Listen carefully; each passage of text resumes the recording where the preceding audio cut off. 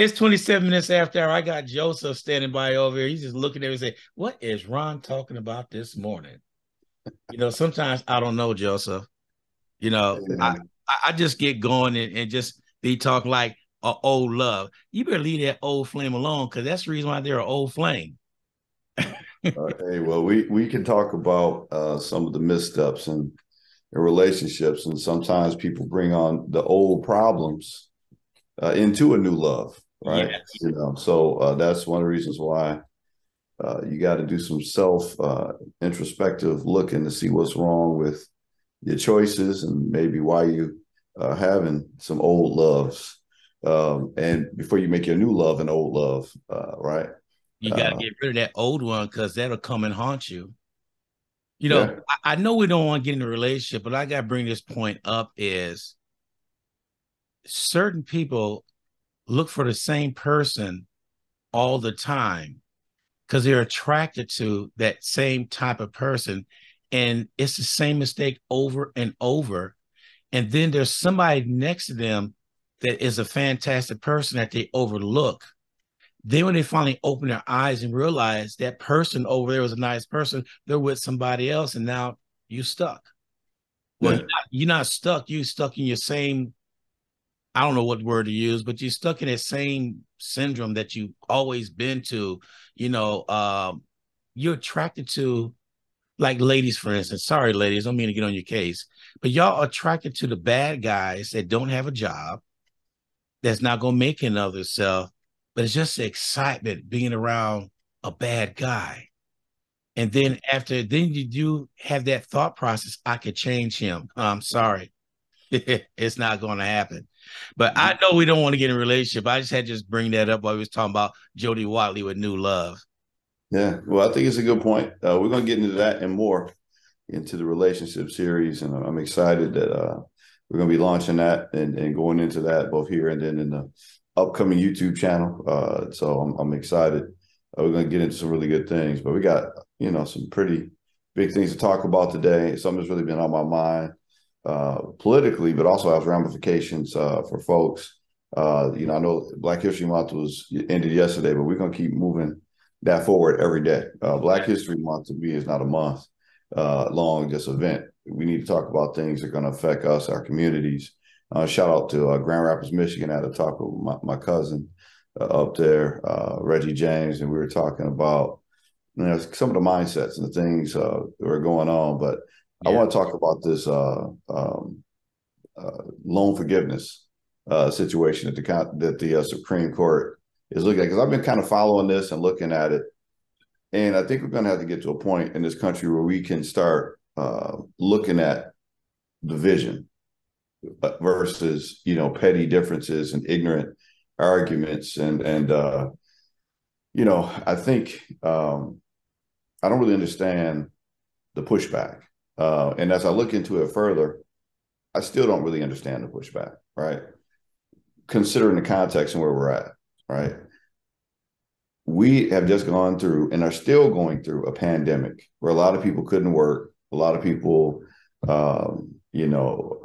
have suffered severe losses. We hear about it all the time. President Biden always talks about the empty chair at the table, right? Yeah.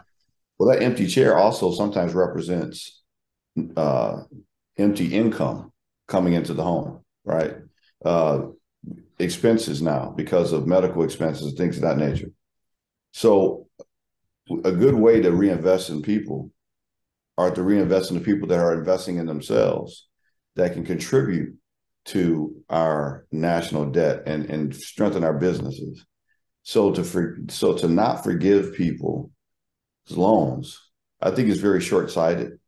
They want to talk about this. The arguments against it's not fair, right? Okay, so it's not fair.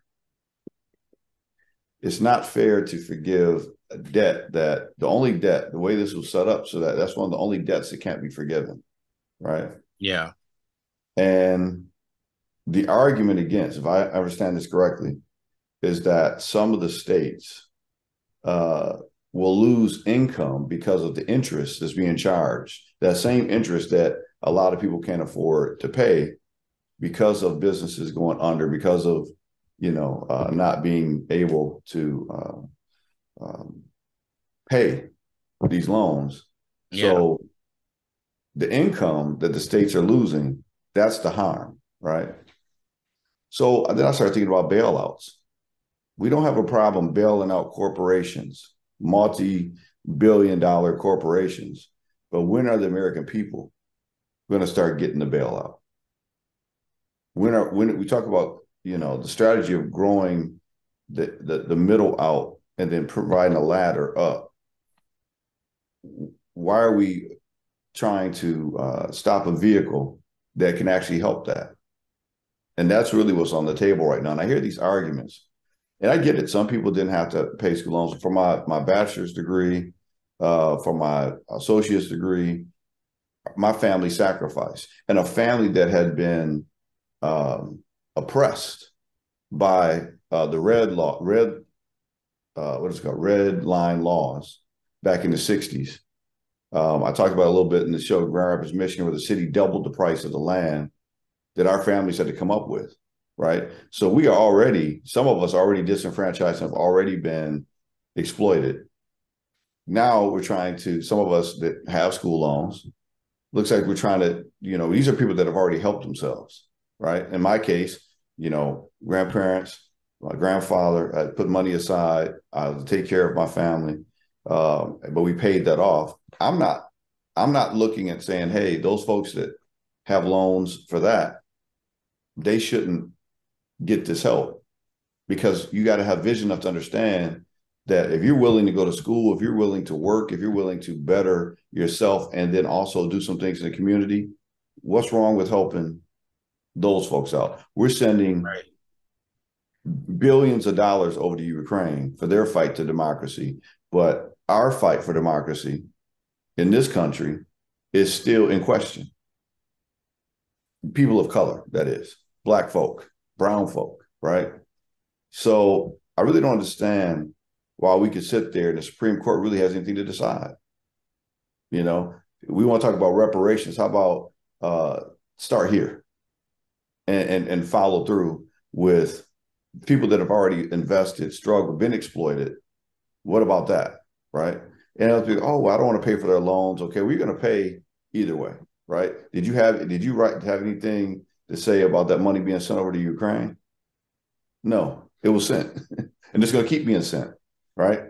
But it's something about that spirit of not helping each other, the hypocrisy of not helping the American people, but we can help everybody else. That's really sickening, right? And what is it? Where does that get to? And again, it goes to greed, fear, and phobias. Again, we keep seeing that, right? Yeah. So afraid you're going to help out somebody that possibly you're scared of. And that's what it gets down to it. Possibly scared of helping somebody that may change the fabric of society. Because I hear the argument, well, I don't think it's fair that I have to pay for somebody's education. I was responsible. Well, let's look back. Maybe your financial situation was different because your family benefited from unjust laws and other people being oppressed. Well, I'm a butt in on something that I was reading the other day. I forget this lady who wrote this book, because Black woman wrote this book back in the 80s, that white America was able to get all the bailouts money-wise come to him, that even Clarence Thomas was in debt $10,000 when he got his first law job. He was indebted $10,000 of a student loan. Mm-hmm. Well, they look at the discrepancy between the 1980s all the way up to now. And the reason, and what happened was there were a lot more minorities going to college. So when that took place, that's when they stopped giving that money out like they wanted to. As long as it was white, it was okay. Mm-hmm. But as soon as the minorities started going to college, you would see the increase. It was a graph. I wish I had pulled it up. It was a graph all the way up to now that showed the discrepancy in loans and forgiveness and all that. Because back then, they were forgiving some loans that we didn't know they were forgiving. It was like it was hush hush. Yeah, well, you're right. You're right, Ron. And I think you got to look at something. And that's kind of what I was trying to underline in my conversation, in my comments, is that there seems to be no problem to bail out everybody but people of color, right? And even when you look at one of the main opponents of bailouts, or not bailouts, but we're possibly going to look at it as bailout, but the student loan forgiveness was Betsy DeVos, right? Yeah. Remember when she was one of the loudest opponents of loan forgiveness. Now let's look at who Betsy DeVos is. Betsy DeVos was the Secretary of Education, Yeah. right? She is wife to one of the founders of Amway. Didn't have much education, as far as I know, in terms of her having that job. So she wasn't really qualified, to me, to be the Secretary of Education.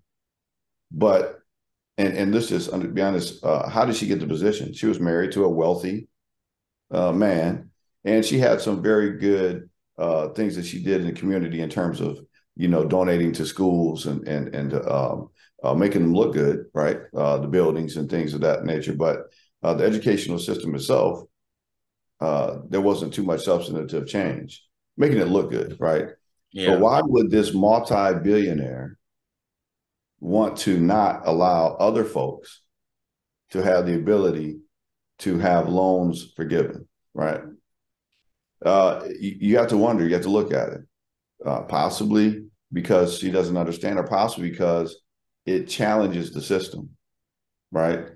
If you can't get a good job, if you always are in debt, then you got to look at other ways to try to supplement that income, pay things off. It's a form of exploitation, and it keeps the social structure that way where other people can't pass down generational wealth. Yeah. That's the result of it. So you've got folks that they've got their money, they got theirs, but they don't really necessarily want other people to have a break if they don't look like them. And that's how it works, And I think that's part of the problem we're going to have to get past at some point. We're going to have to understand that we've got to really help the middle class. I know what people say, hey, just don't take out the loan. Well, that's easy for you to say if you've got the income. If your family has acquired the generational wealth, time and time and time again, people of color have been exploited, financially exploited, and we can show you the money trail. We can look at it. Businesses that we could have had, our Amways, were destroyed. Tulsa, Oklahoma, and others. We have got to get to the point where we can pass down generational wealth.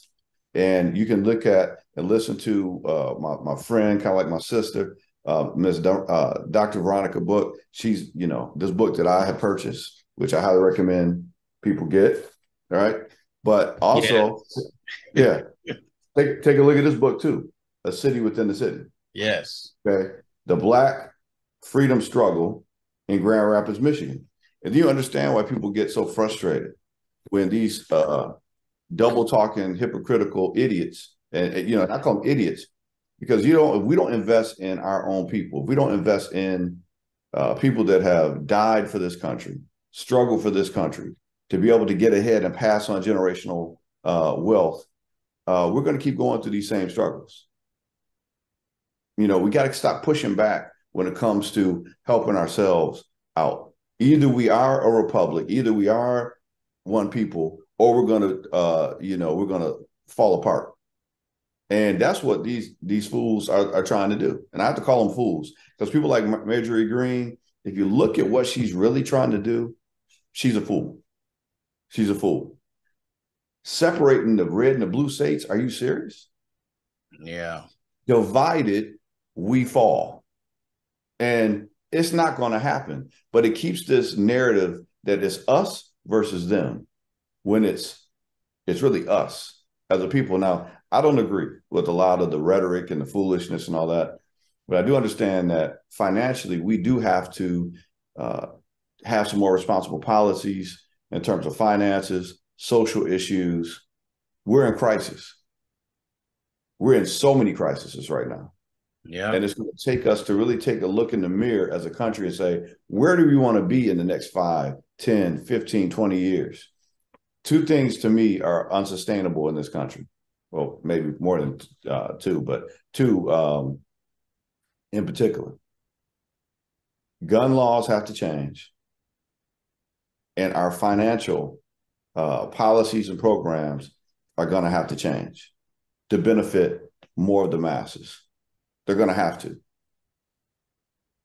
And we've got to understand, if we don't make those changes, what society is going to look like 10, 15, 20 years. The solution can't be dividing the country in red and blue states and, continuing this path that we're on. It's not sustainable. Look at your communities right now. Areas that were traditionally, areas of people of color, they're being gentrified right now. All over the country, there's a push. When I go back home to Grand Rapids, Michigan, I go to areas like Welty Street, Franklin, I look at it, don't even recognize it. Now, granted, it's nice to see some of these businesses. It's nice to see the area change. And yeah, it's some positive elements, but there's also some horrible elements there because people are being pushed out of their own communities. Some of that, we have to look at ourselves for, but also we have to look at the systemic oppression in some of these areas that don't allow for minorities to get loans and to get the things that they need so that we can sustain and support our own communities. Many efforts in terms of city planning, even here in San Antonio and Grand Rapids, other areas where it's set up for those communities, their wealth to be pushed outside of those communities. So intentional programs, the way they built the highway system here in San Antonio, when there were very strong economic centers on the east side here in San Antonio, when they ran a highway right past that, right in the middle of that community, so that people would just pass by it instead of going into it and spending money in that community. Yeah. How many practices were like that back in the 60s and the 50s, right? You have to understand history to understand our present condition and understand what we need to do in the future. And that's exactly why the Republican Party doesn't want you to understand and pull African-American history out of the schools and all that. So you won't know why the situation is the way it is. And if you don't know why it is the way it is, then you start thinking, oh, it's their fault that it's like that. Well, maybe there's some better decisions to be made, but also understand there was some very intentional things done to keep money from being in that community and us growing so we won't need some of these programs. Law enforcement, we're going to have to work with, purging this mindset of, the Black Lives Matter. Okay, we're going to have to continue to understand why we keep having so many issues with law enforcement and our communities. That's the third thing, right? So we've got gun laws, we've got more responsible fiscal policies to help support the middle class, because then the middle class can be that bridge to the less fortunate or disenfranchised to give them help up. Yeah. And then we've got to deal with this law enforcement issue of, just to be honest, I mean, we're going to be doing some things. I'm on my way to Japan. And one of the things I'm really looking forward to is not having to worry about the police pull behind me. Yeah. The fact that we have to have that talk with all of our kids means that there's a problem. There is a problem. I remember those talks when I was growing up. They say, haven't told us, if police pull you over, put your hands on the steering wheel. Yes, sir. No, officer. Even though just do that, but they still treat you like crap. Didn't make a difference. But we were told to be afraid of the police. Yeah. Who says that? Why do we have to be afraid of the police? Well, I mean, we've got a lot of good officers out there. Like again, I don't want to beat up. Well, I do want to beat up some parts of law enforcement because they have no problem beating up on us. But I do want to address. I don't want to say that all law enforcement is an issue, is a problem. But we do have to understand that there is a long history of oppression by law enforcement in this country, and the fact we have to have that talk, right, means that we have to keep making some changes. As long as we have to keep having that talk, it means that there has to be some serious changes because the same entity that is taking my tax dollars can't be the same entity that's oppressing me. Can't be. All right. So if you want to separate anything, Ms. Marjorie Green, let's separate that. Separate the fact that that us, the citizens in this country that are paying taxes, are responsible, still have to live in the same system, in the same society that's actively oppressing us. And you can see it on TV, but they don't want to deal with that. And I want to remind them, we had the mother and father of the young man that just passed away. What's his name? I can't think of it. Is it Tyler? I can't. The five. There was the five black officers. Yes. And when everybody in that building should have been on their feet to show their support on making some changes being made. But she sat her crazy looking ignorant butt down when everybody was showing respect to that family. Yeah. That is the problem. That mindset. Because she knows her constituents maybe wouldn't want her to stand up and support that. That's too close to Black Lives Matter, right? We got to get past that. We got to understand that if it's anybody that's oppressed, everybody's oppressed. Then we want to all come together, when there's an active shooter situation. Oh my God, it's such a horrible thing. But did you look past how that person got there? That's not just a choice to go out and get a gun and go and kill a whole bunch of people. Yeah. There's other factors there. And we got to get to what those factors are and provide options and opportunities. Because you know what? It's not happening in other countries like that. We've had more active shooter situations this year than I care to recount. I can't keep up. We could actually talk about active shooter situations every Wednesday, because it seems like every week there's another one or another few of them that we have to talk about. But we're going to put our blinders to that. And then the focus is to keep people from having the financial resources to get to the mental health. And that's my next segue. Part of what I got my practice is it's impact counseling and consulting service. So I provide counseling services to corporations, military, professional athletes, organizations, all that type of stuff. And in the years of me doing this, I've definitely seen some huge differences in companies and their mental health services. I'm gonna give a shout out to one company I know about, Starbucks, right? Their provider, Lyra, which I've represented,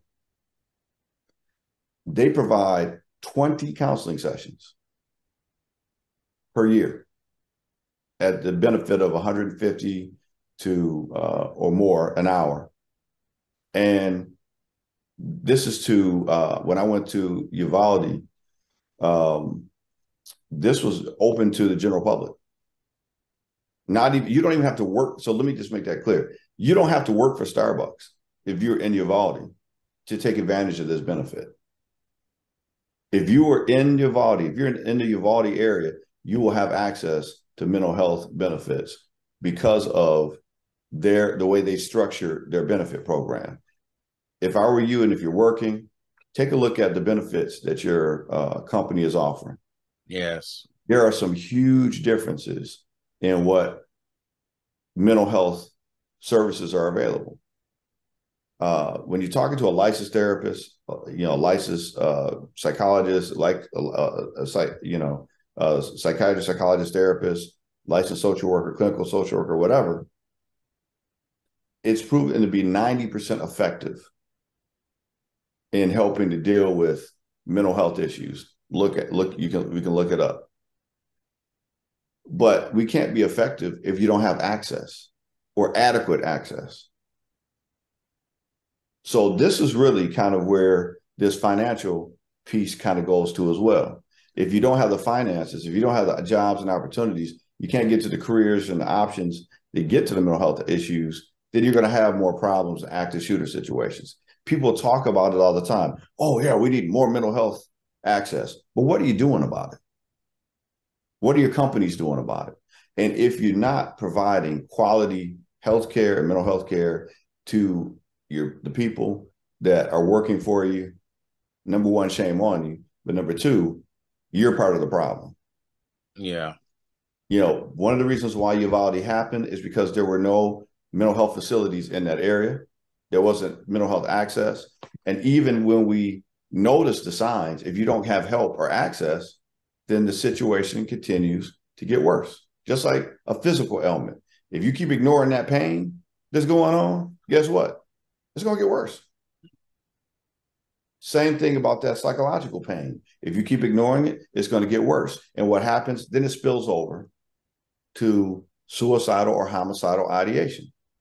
And then it plays out because our country is saturated with guns, especially coming out of COVID. The gun stores here, I'm a veteran. I have firearms. I'm trained on firearms. I'm a licensed. I carry, my concealed weapons permit. I understand, how to use a firearm and to respect a firearm. And I hope that I'm mentally sound enough, right, to have a firearm. But I remember going into Nardis and all those places, and they were sold out. And these are some huge buildings of firearms. They were sold out of firearms. They had safes, but they were sold out. They were sold out of the firearms. So they were wondering why we're having so many active shooting situations. Connect the dot. It's because of lack of vision. We see the mental health issues. We see what's going on. We see the straight up ignorant laws that are being passed by the Fifth District Court, just saying people that have restraining orders against them can't have their guns taken away. And then we wonder why we're having so many issues out here in the community. You've got to take mental health care seriously, access seriously. We've got to start giving people the ability. If you know anything about Maslow's hierarchy of needs, if your basic needs aren't met, you can't start looking at other things outside of those basic needs. So while we're trying to figure out how to survive down here, and that's what these loan forgiveness programs are focused on, trying to help people to survive, get some wealth, some finances so they can get some help and know that, okay, now I can start maybe focusing on my mental health care. Now I can start focusing on, maybe understanding what's going on in my community and how I can make a difference. How I can come up with some commonsensical programs that will provide opportunities, and our own after school programs are supporting our mentorship programs out here. Shout out to the Guide Right program of Kappa Alpha Psi, Kappa League, where we can give scholarships to help matriculate. It's a proven fact. More money, less problems. It's a little different than what Biggie said, right? Biggie said more money, more problems. Well, it's a different type of problems, especially if you're living in the wrong mindset. From where I'm looking at, if you have more money, you have more access. And with that access, you can then have less problems if you get your mind right. So let's start getting our mind right so that we do get more money, we'll have less problems, if that makes sense. Yeah, I want to tap on when you were talking about the mental health part of it. I read an article, Monday. It was this Black lady in Tulsa. I don't know if you heard about it. She had a mental health issue and she was locked in the bathroom. So they called the police The police lady showed up, already started mocking her, talking bad about her, making jokes of her having a mental health issue. Then this big old country boy cop came in, kicked in the bathroom door, and hit the black lady, knocked her to the ground, blood all over her. They handcuffed her and everything. She had a mental illness crisis. So they got a hold of the son and the daughter. The son stayed in Arkansas. He took off when they're over there right away. You talk to a lawyer or a caseworker, said, well, it's a mental health issue, so we'll go ahead and take care of it. Her court date was supposed to be November 1st. So this happened back last year. And so she said it should be open and closed. She'll go to mental health facility, we'll evaluate her and all that, take it from there. Oh no, they turned around and delayed the court date for another month, December 1st. They couldn't get her out of jail. So she's in jail another 30 days. And out the 30 days, 2 weeks was in solitary confinement. The officers just laughed and thought it was funny and joked. And then the daughter came in. Oh, I'm sorry. The daughter came in. She told me, I said, this is what needs to happen. That officer needed to be fired. We need to find out what's going on. And like most police agencies, they turn around and do an investigation on themselves, which you shouldn't do. And so nobody's found at fault. This lady was 70 years old, had a mental health crisis, and the daughter said, let me let you know about defunding the police department. It's not defunding the department, it's moving that fund towards mental health that people don't understand. Defunding means you want to take away the money. No, you want to divert the money towards mental health, because that's the area we need people to go out there for mental health. And this is not the first time we talked about this story, and it won't be the last. And what I don't get, it's out there all the time, cameras on everybody all the time, but they just, hate to say, they don't give a damn. Well, I think part of it is lack of training, lack of awareness, lack of empathy, lack lack of good old common sense, right? And there's also possibly a racial component there, obviously, right? Because had that person looked like them when they broke into that door or kicked the door down, maybe the result wouldn't be that. But I want to give a shout out to the law enforcement places that are starting to embrace mental health practitioners, working with law enforcement. Sometimes, helping with the training, helping with. I've heard about mental health practitioners working with the dispatch and helping to understand. So when the police officers go out, hey, this may be the situation that you're going into. Here's some de-escalation techniques instead of going in, because you got to understand something. The way the laws are set up in this country, there's a deterrent factor that when law enforcement is trained to, deal with a situation, they're also trained to go in a lot of times and with overwhelming force. Yeah. But when you have overwhelming force on somebody who's having a mental health crisis, those two things come in conflict. People have died because of that, right? Because the toolbox for law enforcement is we've got to come in, neutralize the situation, make everybody safe around. That's what they're supposed to be doing. But we know the opposite actually happens. Sometimes they get there, they make the situation worse because they are misreading the situation and not maybe knowing how to de-escalate the situation. Instead, sometimes they escalate the situation to where it doesn't need to be, because let's just be honest, they're human too. So they don't know necessarily what situation they're going into every time or what is going to happen. And just because you have a mental health crisis doesn't mean that you still can't be a threat. In this case, I doubt that the 74-year-old woman was a threat, and that much force, excessive force, has to be examined every time. And the other thing is, okay, when excessive force is used and harm is done and the situation is misread, there has to be a penalty. Shout out to Benjamin Crump. for going around and also standing up and saying, if excessive force is used, you're going to be sued. And it's going to be substantial. It needs to be substantial. Yeah. So I don't want to, I hear the arguments, defund the police. Yeah, defund and put it into mental health awareness, mental health training, maybe having some mental health practitioners going out with some of these law enforcement folks so they can help de-escalate the situation.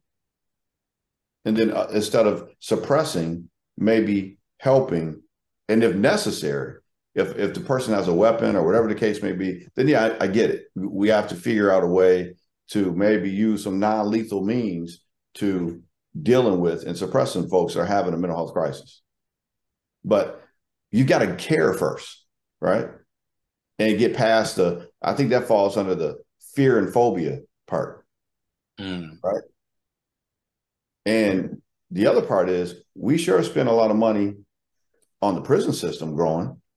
Yeah. And that's what I think is our country's solution to the mental health crisis is that, hey, just lock them up. And then they'll get mental health care in prison, right?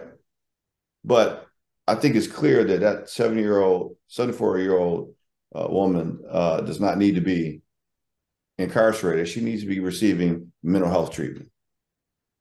When you're in crisis, knocking down the door, knocking somebody down, come on now. Number one, it's not funny. So I do believe that she probably can look into having her civil rights lawsuit, because definitely her civil rights probably were infringed upon. And then also we could talk about some that officer might be need to be fired. I don't know. I haven't looked at the case, but I think that each one, the ACLU, all these, we need to charge them, give them more power. I say charge them. We need to give them the authority to get more involved with these cases and shine light on them. I think when you shine light on these situations, and then connect it with the right attorneys to go in, not have them do their internal investigation. No, we're going to do a lawsuit, and then we're going to have our own investigators look at what should have happened. Make it a federal case each time something like this happens. Then I think we start to see the shift, right? Because you don't want those police chiefs' name. They don't want their name out there. They don't want the light on the department for these incidents. So we need to shine a light on each and every one of these situations to see if there was misconduct, and shine a light on these officers, pull their histories up. How many civil rights lawsuits or complaints have been levied against these folks, right? And then we can start making some changes that way. You brought up the lawsuits. Reading again, I love reading when I find something good. But what I found out that when you sue a police department, the police department does not have that money to pay for the lawsuit. It defaults to the city. Mm-hmm. So the city has to, and if the city can't pay, it defaults to the taxpayers. So when you sue police, I believe that's where the problem is, because they say, well, we don't have no money. Let's go and sue. I'll let the city take care of it. If the city can't take care of it, then it goes towards the taxpayers pay for it. Mm-hmm. So it's something's wrong with that system, because they're not getting punished. They pass along to the city. Yeah. Well, along with the lawsuit, we have to force that there's retraining. We have to remove those officers, right? Yeah. That are doing those things. So there's other things other than the financial retribution. Because if you look at people like Patrick Loyola that was killed in Grand Rapids, Michigan, it takes awareness on how to de-escalate situations. And there's no scenario whatsoever where a person should be pulled over for a routine traffic violation. It escalates to him being shot in the back of the head by a police officer. There's got to be some things that could have been done differently in that situation. From a law enforcement standpoint, it's got to be some changes made. And yeah, okay, so the money's got to go back to the taxpayers, but guess what? People have to pay taxes, right? And Mm-hmm. that's part of my original argument. We're taxpayers and we're paying for our own exploitation. So yeah, some of those folks need to foot the bill for what we're allowing law enforcement to do. And then we have to demand the changes be made where it's not allowed for that mindset to go on. We have to, understand that every time you pull over, the law enforcement has to understand that every time they pull over somebody, that's a citizen that they are supposed to be serving and protecting. Possibly, right? If it's somebody doing a crime, and I get it. How do you know who that person is? It might be somebody that's had enough and about to kill them. Snap. That Yep. somebody about to snap. Don't push me because I'm close to the what edge. Edge. I'm trying not to, lose my My head. head. Right? So he may run up on somebody like that, and of course, those folks are out there, right? Yeah. So I get it. It's a complicated job. It's a complicated situation, but that's why you have people that should have a brain that can put some intelligent policies out there. But where are they at? We're putting politicians up there that know our fears and phobias and are playing to that instead of putting people up there that can make some commonsensical legislation. Even when commonsensical legislation is being put forward, we're pushing back as a people. As a people, I'm saying not all of us are pushing back because they're afraid. Oh well, you're just trying to give money away. You're just trying to, embrace socialism and all this other foolishness. Look, we are way too greedy in this country to ever embrace socialism. Ever. Yeah.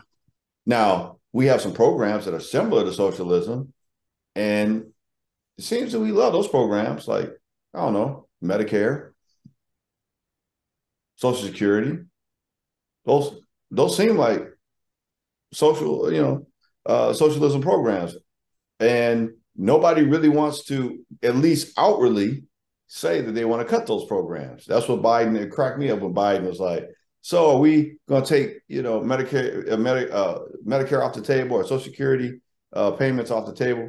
And they were like, oh, no, we weren't saying that. But yeah, he showed the yeah, you were saying that. You were saying that. But you don't want to own it because you know that we're coming up to a presidential election and you really don't want your policies exposed. We've got to learn how to open up the financial resources because it's an intentional strategy of financial oppression. And there's a result to it. And yeah, I get it. We know about financial oppression, so we want to oppress law enforcement when they're doing the wrong thing. But it's bigger than that. We got to do more than just take the money away. We have to make sure that money goes to things like training, awareness, and accountability. Training, awareness, accountability. All right. And compensation for those families that have lost somebody. Yeah, when you take somebody's life, when you do the site, so that 74-year-old woman who was the door was busted down and she was thrown to the ground. Do you think that helped or hurt her mental health situation? Now you can probably add PTSD to that Yeah. mental health issue. So yeah, they got to be sued if that was excessive force, which it definitely sounds like, because there's going to be some additional service needed for her to get to her healing. And then now she's incarcerated after being assaulted For 30 days. for 30 days. They And got and they got solitary confinement, right. there's a lot of talks now about solitary confinement even being inhumane and causing mental health issues, right? So I think we got to really look at our rehabilitation system as well. Are we really rehabilitating? Or are we just recreating situations that are going to perpetuate itself in the communities? That's a whole other show and discussion, right? But it seems like all the social ills, the solution is incarceration, and that can't be the answer. That can't be the answer. Yeah. I want to switch gears on you right now. We're Hmm. talking about uh, there's a bill they floating around in Florida called SB 1288. Hmm. Okay, let me let you know this what this bill is. Yeah. Okay. I'm gonna pull it up as well. Okay, it's aimed to make Florida any party that suggests anything about the history of slavery and stuff. They want to kick that party off. That party will be dissolved, which is the Democratic Party. You know, it says why the bill does not specifically name the Democratic Party. It has made loud and clear that that is the target. So what they're doing is the measure of SB 1248 will switch Democratic voters to no party voters or give them the option of choosing another party. There's only one other party. That's Republican Party. So Wow. so they want to do that. And if that's not going towards dictatorship, all DeSantis got to say now is I'm lifetime governor in Florida. All right. So you said it's SB 1288, 1248. 1248. Okay. Yeah. All right. So I'm pulling up a little bit here. I mean, this is starting to become a full-time job, man. Looking at See, look, I got to tell everybody, I get up at 5 a.m. Or Joseph and them make fun of me when they see me. So, isn't it past your curfew? Yeah. But I get up and I start reading things that's going on in the headline news, and some of the stuff is just bizarre. well, I think you have to look at there's when I that bottom degree is political science and pre-law. And there's a book that we had to read by Montesquieu called The Spirit of the Laws, right? Mm. So laws are supposed to be written in a way which there's the actual law, but there's also supposed to be a overall mindset that's created, a space between the laws that is supposed to give you liberty, give you a kind of like what they call a milieu or a mindset, right? So when you see laws like this, what's the spirit of it? What's the spirit of SB 1248, where political parties citing this act as the ultimate cancel act, requiring the division of elections to immediately cancel the filings of a political party if certain conditions exist, requiring the division to follow a certain procedure, requiring the division to provide specified notice of certain voters, authorizing a canceled political party to register with the Department of State, providing procedures for an organization to register as a political party, etc. Right? So what's the spirit of that law? And you read it and they word it in such a way you can't figure out what they're really trying to do until you see it played out. Yeah. Right? So when you look at it, the bill history, it was just created, it was just filed on Black the last was 2/28/2023, right? Yeah. Listen, um, this is the cancer that's in our country that's going to have to be cut away. Yeah. This spirit of this law is going to have to be destroyed. DeSantis, Abbott, the MAGA mindset will have to be destroyed. The evolution of it perpetuates itself to the Putins and aristocracy type mindset that will have to be destroyed in this country. And your days are numbered. Okay. Just like back in the day where they had they call it the Jim Crow laws and all that type of stuff. This is just a modern day attempt to roll back the clock to those days. Okay. Yep. We are way too intelligent. We got way too much money and influence, and we will expose you. And then you're going to be sent back home so you can go back to the woods and and little areas that you belong, right? Because it's not sustainable. It's an embarrassment that we still have to have people putting laws in place to keep the fear, greed, and phobias alive and well. But the reason that history they want to suppress, because they know there is a very powerful uh, force there to lead to retribution, what is it? Uh,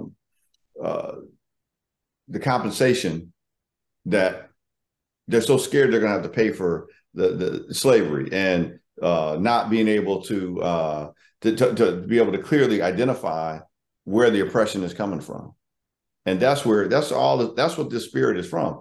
And it doesn't make them feel good when history has to be laid out plain. They want to have the world of alternative facts where, oh, that stuff happened in the past and, there's no ramifications for it, for it today. But it's not true.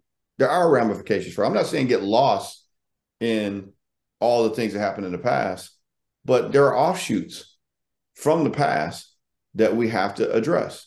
Right. So to basically say, hey, if I can show you that, and if I can discredit your history, if I can discredit the educational process where you can learn about what we did and how we still continue to do these things, then, I'm going to try to do that because it's going to hit our pocketbooks at some point, and I can't think. I always, I can't think of the word I'm trying to say, but basically,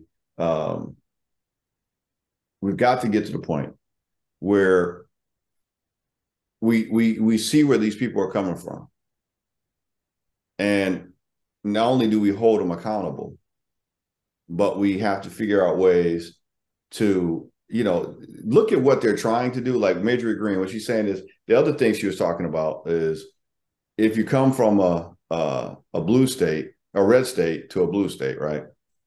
And I think she's talking about if you're coming from a Democratic state to a Republican state, there should be a period of time that you can't vote. I think that's the last argument she said, right? Like, yeah, that sounds about like her. So, so just because you don't, so that's kind of within this mess, right? And they said a political conditions requiring the division to provide specified notice to certain voters. Who are the certain voters? Well, we know who those are. Okay, so essentially, they're trying to find ways to segregate and oppress and keep things at a status quo to benefit. And they're trying to make it into legislation. Well, that's that spirit. Let me share something with you that I read about 2 years ago. This one author wrote down by the year 2035. Remember that date, 2035. Whites will become the minority. So all these laws they voting against minorities right now, they will need in 2035. So they better watch what they're doing because the same thing they're voting on right now will backfire on them later on. Because the law right now we read on Florida, okay, when you come to minority, it could switch around on you and go against you. Mm-hmm. Well, you got to understand, you got to be careful what laws you put on the book. You got to be careful what laws you put on the book. But there's a long history in this country of laws being, Montesquieu. It's a little secret in that philosophy. Laws are wrote in such a way sometimes, a lot of times, to protect certain folk and to oppress other folks, right? And it's obvious that this is one of those laws. But then what they do when they see that the law is going to be switched for its original intent, then they just add another addendum. Well, okay, this law is going to be sunset. Yeah. Because now now it's being flipped on us. So then, we're gonna change it. Oh, that rule, that law was for that time, right? So now we're gonna have another law saying that's illegal because it's so again, I want to get to the culture. I want to get to the hypocrisy, shine a light on it nationally and internationally, so it's not as easy to put it out there. So that's why I love shows like this, because we put it out there. I already know that these tricks are going on all the time. Yeah. I just don't have the time to catch all of them. You know what I'm saying? Just look at the community, look at the effect. And you wonder where the cancers in our community come from. It's because people are intentionally setting up laws to perpetuate that cancer, because it keeps things at the status quo. This still falls under the line of the foolishness that, like we just talked about earlier with Ms. DeVos, right? Yeah. This billionaire, what in the world does she have a problem with other folks getting their loans forgiven so that they could possibly buy even more of their products, right? But wait a minute. Why would she want to do that? Well, if you can't get a good education, then you're going to maybe have to look at becoming an Amway distributor, right? Yeah. So you can work for her corporation, right? And I don't know. I'm not in her mindset, but you have to look at, what's going on and why. And why would she be so opposed of helping out the American people that don't necessarily look like her? Yeah, if your husband is a billionaire, you probably don't need loan forgiveness, right? You probably don't need that. But for how many other millions of Americans that do, and then maybe, it might be in her best interest and the people's best interest to allow folks to be able to get access so they can buy some more of these products, right? But they're so scared that the power center is going to shift, or maybe we're going to create some billionaires that's going to challenge that, that status quo, it challenge that nice lifestyle that some of her grandkids are living. But you know what? That is what America's about. We have to be able to or that's what America should be about, is allowing everybody's genius to be funded, and access to be granted. And that's what we got to keep pushing for. So, shame on DeSantis and the political oppressive party that's out there. But again, we shall overcome. We're going to keep overcoming, right? Right. I'm looking up, when you talk about wages and stuff, something triggered my head to look up the minimum wage. In Texas, I'm talking about Texas, it's still $7.25 an hour. Vermont is $12.55 an hour. But there is a push on July 1st of this year. The minimum wage will increase to $11.25 per hour for employees not offered qualified health insurance, and $10.25 for be employed that offer health insurance. So, I mean, you want somebody that's trying to go to school and struggling and gotta work, making $7.25 an hour here in the state of Texas. This goes all the way back to 2013. It has not changed.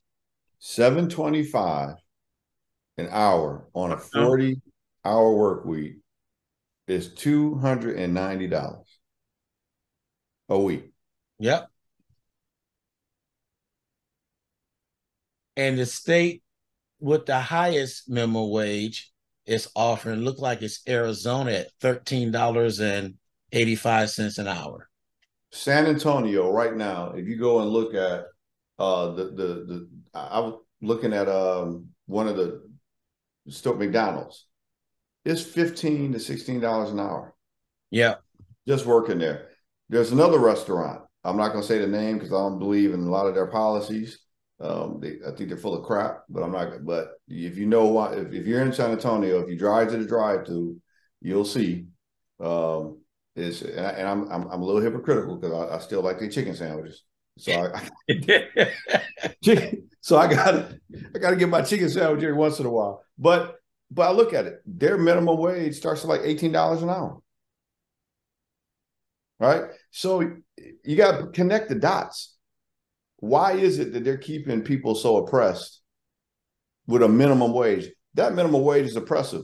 In one of the most oppressed societies in terms of financially in the world, or lowest poverty level, they're at least making $2,000 a month. See, I'm going back to 1973. When I was working, minimum wage was $4.75 an hour. Hold So on, Ryan. You were working in 1973? don't start with me.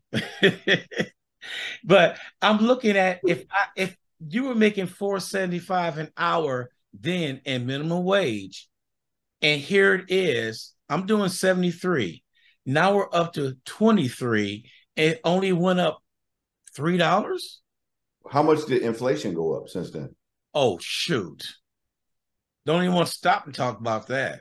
So here's the thing. I think we're pointing out something that people need to look into a little bit more. We're talking about economic oppression.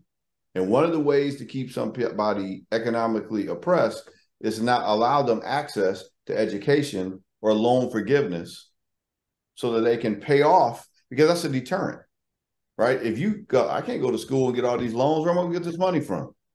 If you're making that, what, $7 an hour, how are you going to have enough money to save up to go to school? Have you looked at the cost of college? Now, Or better yet, to have a place to stay at and pay utilities. oh, you can forget that. You can forget that. Now, I will say there are some excellent programs that are out here now where people can go to community colleges. Grand Rapids has a program now where you graduate from a public school, you can get 2 years of a community college degree. And people are like, okay, well, what's that going to do? Well, take a look at nursing license. It only takes 2 years. At the end of that, you get six figures. Yep. So a lot of times I have people look at, if you're coming from an impoverished situation, then take a look at opportunities where you're going to get that paycheck and, and that opportunity to change your family's life, right? Six figures when you're coming from that environment. Just imagine if they have programs like that in Florida, where if you graduate from a high school in that city or that district, you can go to the community college for free for 2 years. That was one of the things that they were proposing. That got shot down. But there's a lot of philanthropists or whatever that pay for a lot of those programs. In Kalamazoo, there is a program that said that, hey, if you go to school from kindergarten all the way through high school, your education at a state-run university or college is paid for. Those are the programs that we need to see duplicated throughout this country. And I believe they should be federally mandated. But that means we got to go around all this foolishness, right? To get through that. What is the old saying? I'm always say it. My mom repeated all the time. Knowledge is power. It is. It is. And that's one of the things I love about this show, because we're putting things out there. Somebody now hopefully will look up SB 1248 and understand how oppression works in this country. They hide it in the spirit of the laws. Yeah. Oh, well, and what's that song? Oh, it'll never change. That's just the way it is. It can change. Yeah. You got to get these lunatics out of office. Abbott, DeSantis, Marjorie Greene, the MAGA folk, they got to go. They got to go. And you know what? They know that they are going to be going as long as people are coming into this country or people are waking up to the policies. And what's really interesting to me is a lot of the folks, a lot of their constituents, I think they think they're going to benefit from some of these policies and programs and things that are out here. No, they're not. The only people that benefit from a lot of this stuff are the Betsy DeVosses. They're the billionaires, right? Yeah. And a lot of people think that, look, if you're not making over $300,000 to $400,000 a year, you're not really a Republican anyway. They don't care about you. The policies are not for you. It's to keep the status quo, keep certain people oppressed, and you're just not understanding that. Yep. And some of the most, and then they try to say, well, that's the party for religious freedoms and all that type of stuff. Some of the look at some of these politicians and how they're living, and you tell me that they modern day scribes and Pharisees, the folks that have the most sin, trying to pretend to be the most religious. Yes. I'm just saying, look at it, compare it, get into this. Soon they'll be trying to ban this. This is a historical document too. Yes, it is.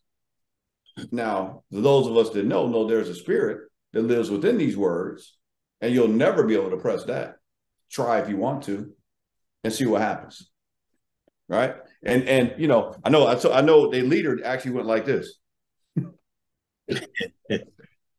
And you got to think about something. He did something, and he didn't even know what he did, right? Satanic folks invert the word. They invert things. If you want to look at some satanic stuff that kind of scare you, look at what how some organizations that take the cross and they invert it. And he did that subconsciously. Remember when he stood in front of the church and held the Bible upside down? He was actually telling you something, whether he knew it or not. What forces are really motivating? Yeah. And he's still lingering around. Isn't that interesting? All the things that he did, he's still lingering around, right? He might even be the Republican Party nominee. Might be, after all the things. But you know what? You got it. I tell you right now, everybody needs to go out and buy a DSM-5 and look up narcissism, and you tell me what you think. And pathological liar, and all those things that are in there, and you tell me what you think.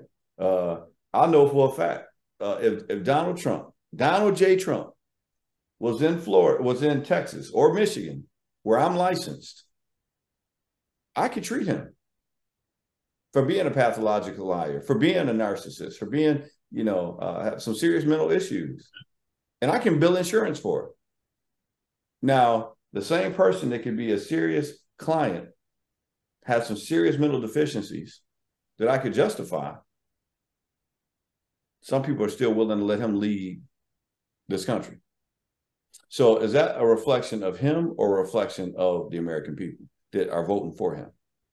I can't blame a bird for being a bird. A bird's going to do what it's going to do. So how am I going to blame a mentally ill person for being who he is? But the last thing I need to do, if I can recognize there's some issues, put him in a place where he's going to have authority over the lives of kids, of our future, and our future policy.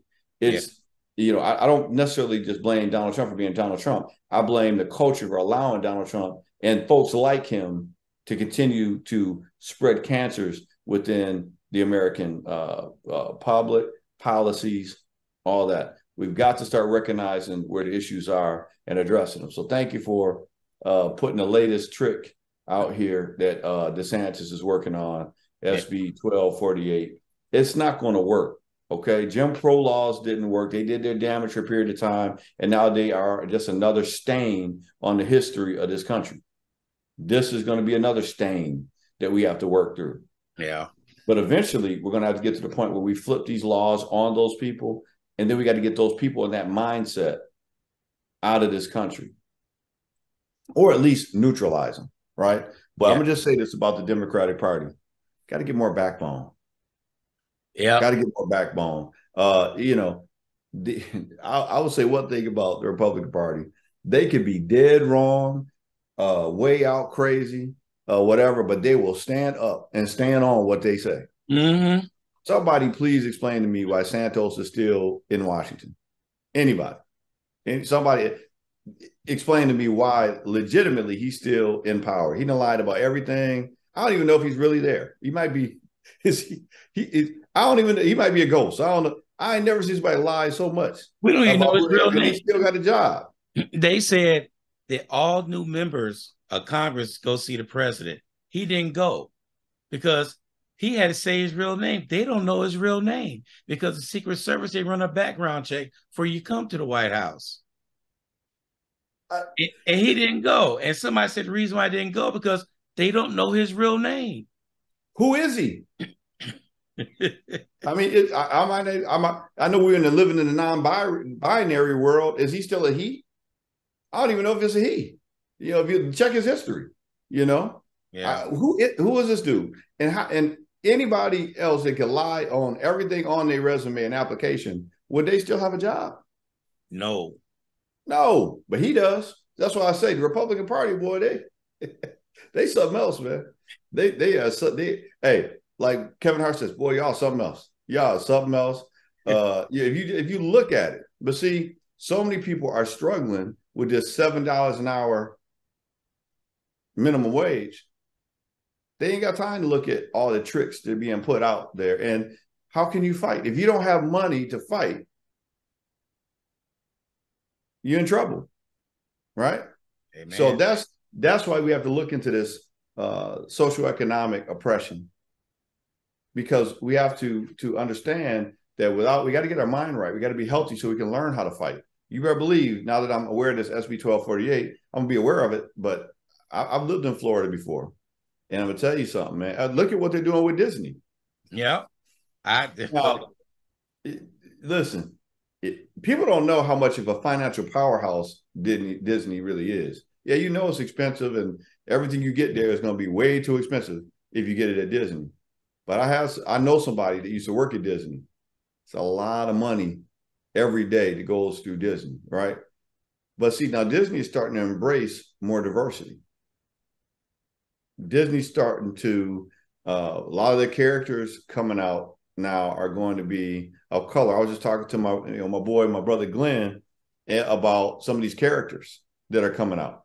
yeah. And they're trying to push now for more diverse characters and cartoons and all that type of stuff and different things. And that doesn't go well with the current mindset of where Florida's trying to go with DeSantis.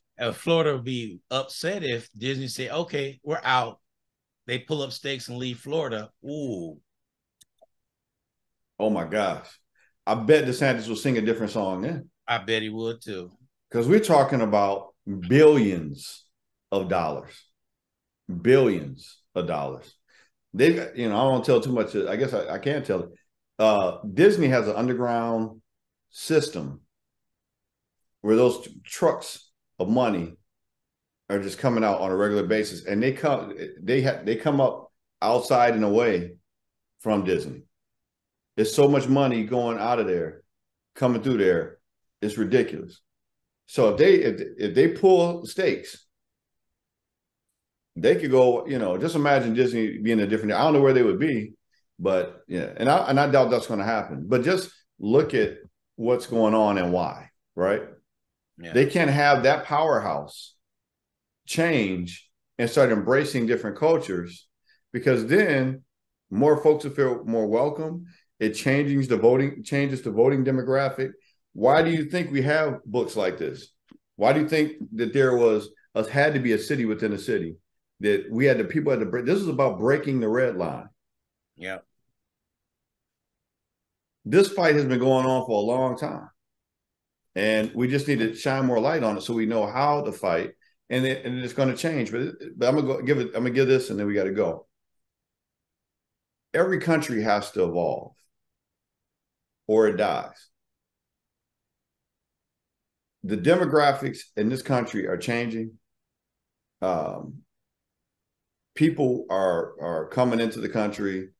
People are here in the country that are sick and tired of being sick and tired.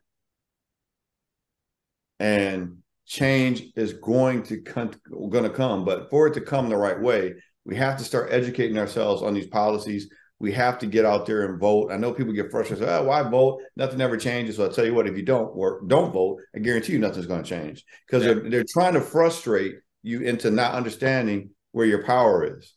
One of the reasons why this country is better than so many other countries is at least we have the opportunity to change things. And let me show you the power of it. Why do you think Trump had to make that phone call for 11,800 votes? Because Georgia was flipping. Yeah.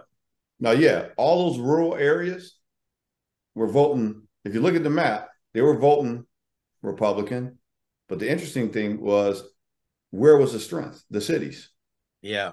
And it flipped the state. And that's what they're scared of, that we're going to start filling these areas are traditionally Republican states and start flipping them. And then all these little ignorant laws go away. And then you start making changes. And that's what the Marjorie Greens and the Trumps and all those, the MAGA folks are scared of, that we're going to start flipping these policies. I hear it all the time. Don't let Texas become California. Yeah. Where do you think that's coming from? All right. We've got to understand where we're headed, what's going on. And look, your actions speak so loudly, I can't hear a word you're saying, but I'm watching what you're saying. I'm watching what laws you're putting out here. We got you, and we're going to keep exposing these clowns for what they're trying to do. And then all I'm telling you is vote. I can't wait till all these folks that they're so scared of start voting. Keep doing what you're doing, Abbott, sending folks up to other areas, and just like they get a bus right there, they can get a bus back.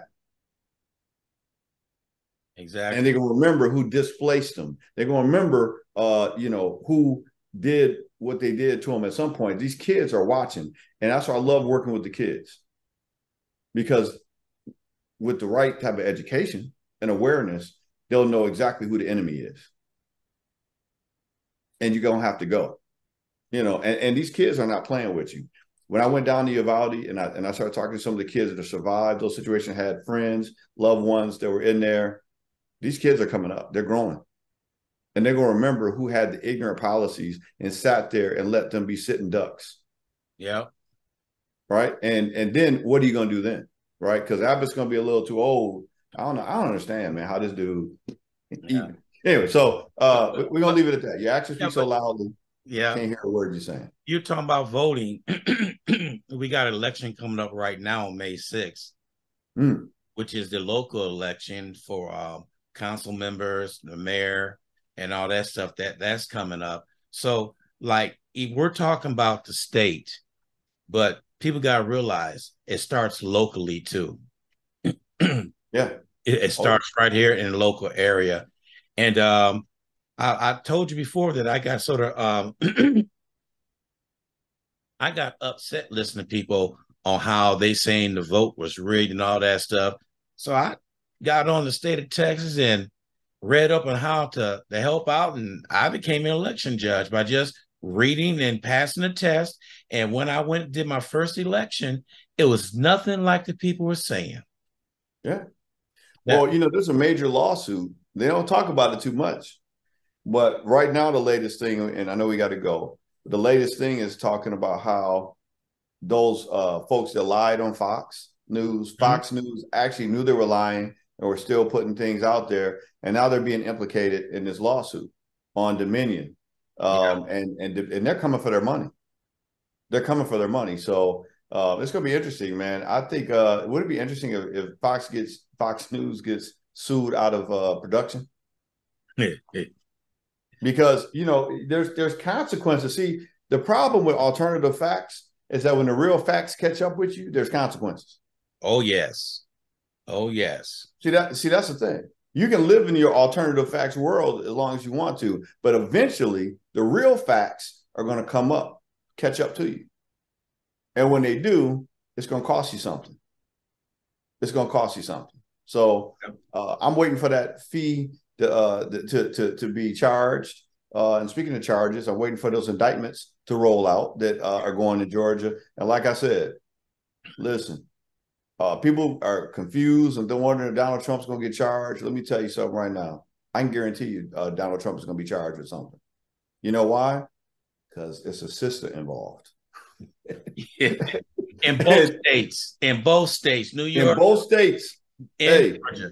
so the sister up in New York, look her up. They charged him. Hey, he can't even do business in New York anymore. Yeah. Georgia, watch and see what happens.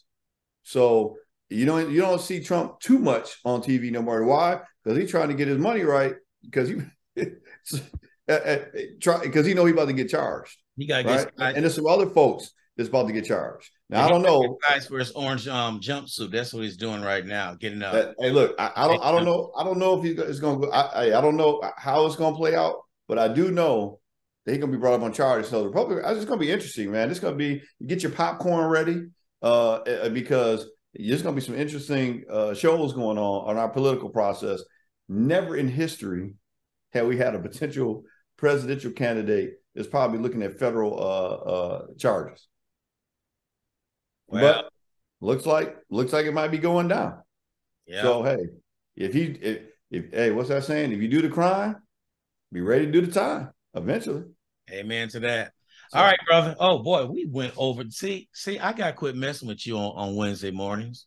I've But it's been trying to get off, man. You kept bringing up stuff too. Now I they my know, I fault this know. time. But yeah, I'll take the blame for that. But Yeah, both of them. Joseph, we appreciate you chiming in. And like I said, we'll be back next week.